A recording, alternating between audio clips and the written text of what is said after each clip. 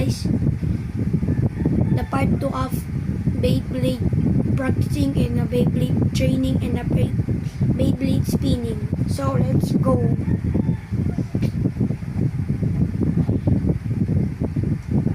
Tagalog version. Let's go.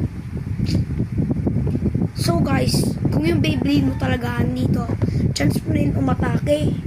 Diba? Ito naman yung practice. Meron technique.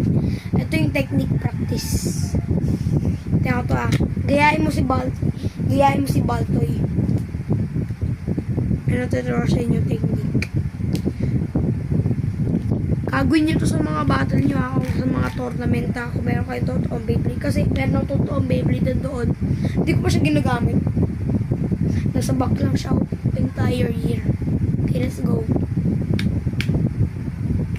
Ito lang yung binili ko para ito yung decoy.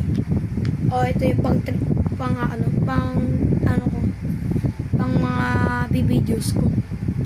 Kung yari ganyan, di ba nakaganyan ka, gagawin mo yun. Hindi basta ganun hindi basta ganun. Dapat 90 degrees para di mo talaga si Baltoy Di ba ganyan? Kailangan mo ganyan. Pero huwag mo lalakasan ng hila, ganito lang.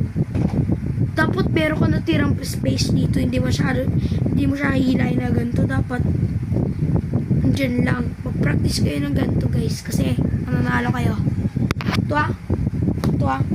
Ito. Proof ko sa inyo. Wait lang. Ay, wag niyo na pala ganun kung ayaw niyo or naboboring kayo sa doon sa may technique na yun. Classic mo na lang. Ooh! Skid! Sinusok ko. Yun guys. Pagkatapos naman pag gano'n yung ginaya yung technique, pero peke yung baby nyo. Gaganon nyo, no? Talaga guys. So, guys. And now, tuturo sa inyong technique ulit. Ito, practice technique. Ito. Tatandaan nyo to kasi ito yung pinakamahirap. Kaya wala kayong Beyblade. Kung wala kayong Beyblade, guys, ganito na lang gawin nyo. Kumuha kayo ng tansan o mga pagkatapos lagyan nyo ng metal cup, tapos